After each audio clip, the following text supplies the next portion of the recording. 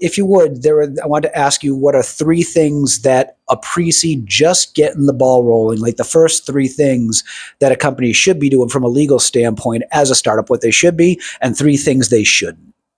Sure.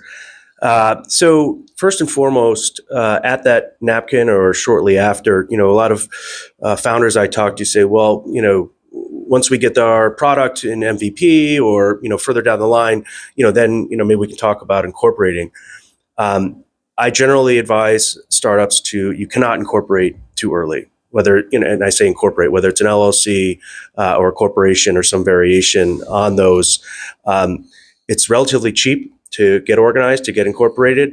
And for several reasons that I can get into, in follow-up conversations if anyone wants to discuss, the earlier you set the company up, one, you now have that general corporate protection. God forbid, something happens and you make an early contract that, somehow goes sour, your personal assets are not going to be, up for grabs if there's some claim.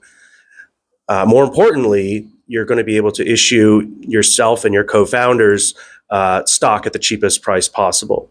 And as the company goes through even a moderate development of a product or raises a little bit of money, it gets harder to less defensible to justify like a par value issuance. Par value is the cheapest stock the company can issue.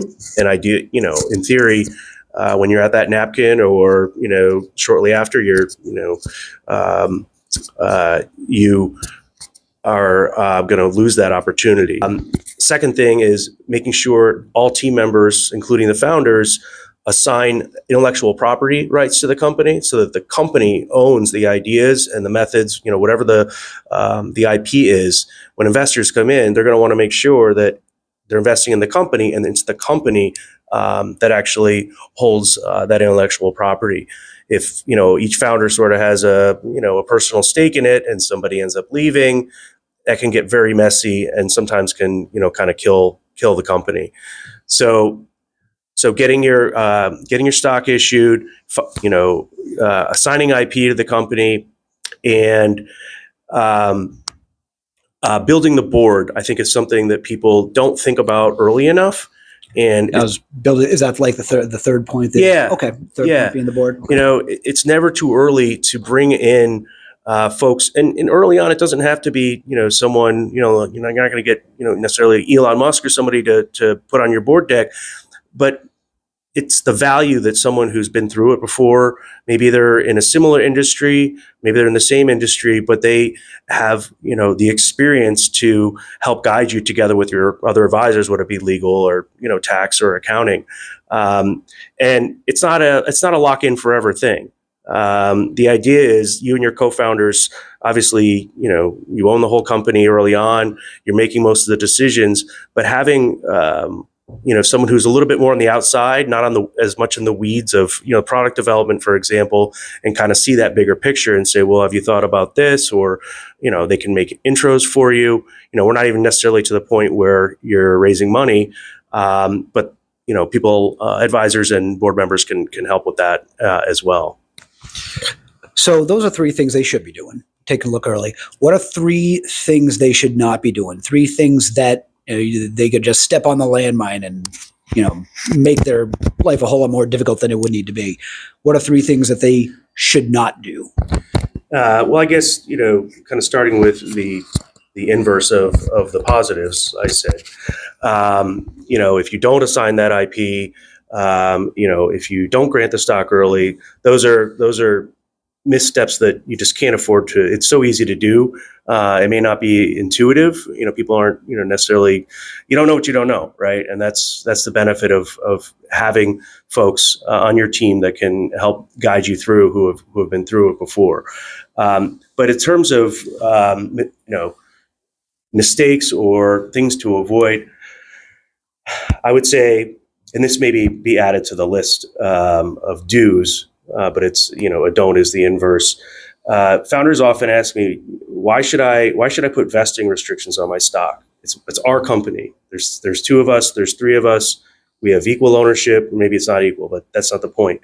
Say, who's going to tell me, that I can't own my stock outright. And there's some really good reasons to do add vesting restrictions.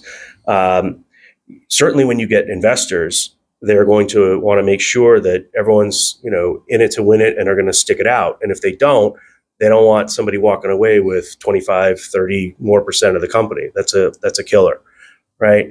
So, but also just from a co-founder, group perspective, think about it. You've got, say, 4 people, you've all got, a quarter of the company. There's a falling out, or somebody, gets their dream, day job opportunity, and they say, I'm out. If you don't have vesting restrictions on the stock, they're going to walk away with a quarter of your company, and they don't have to do anything else in the future. So investors aren't going to like that. You're not going to like that. So don't avoid putting vesting restrictions on your stock. And if you do, investors will likely force you to before they give you money. So better to go ahead and start a normal vesting period of 4 or 5 years. And then maybe when it's time to bring the investors in, you're halfway through and they say, okay, you did it right. We understand you're in your second half of vesting. We can revisit later if we need to. Another common mistake is either doling out too little or too much equity early on. You can always print more money or more shares. But of course, the more you do that, you're going to dilute yourself.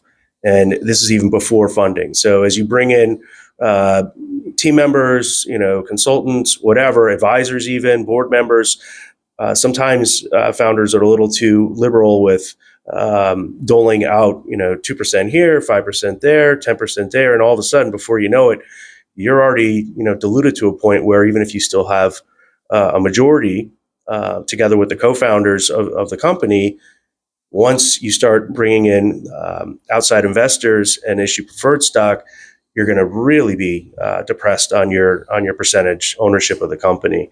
And I said too little because if you're too stingy with doling out equity, you're not going to attract the best team members that you can. So it's that sort of balance of knowing what is enough to entice folks and what is too generous or too much of accommodation for someone coming in that you're not necessarily 100% sure is gonna move the needle. So working with someone, whether again it's outside advisors or someone else on the board, they can kind of give you some anecdotal advice on what's appropriate.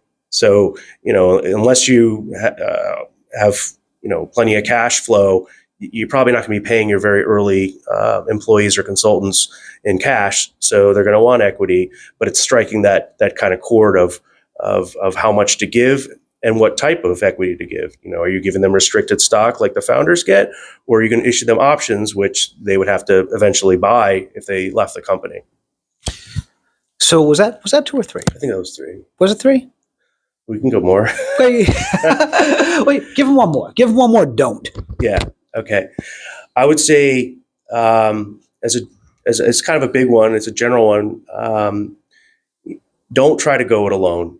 And I'm not necessarily just talking about finding a co-founder that has a different vein of experience than you do.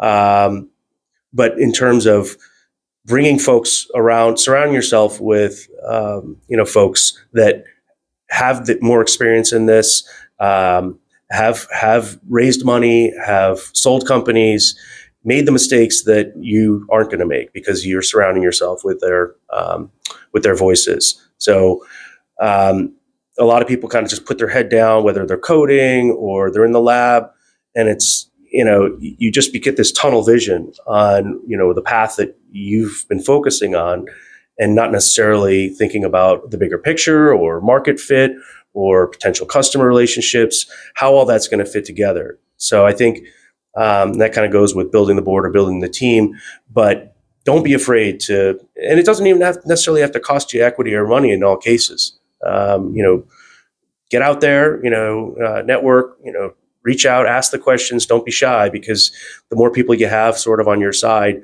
the less you're going to have on your plate, but also you're going to spend less sleepless nights wondering, what am I not thinking about?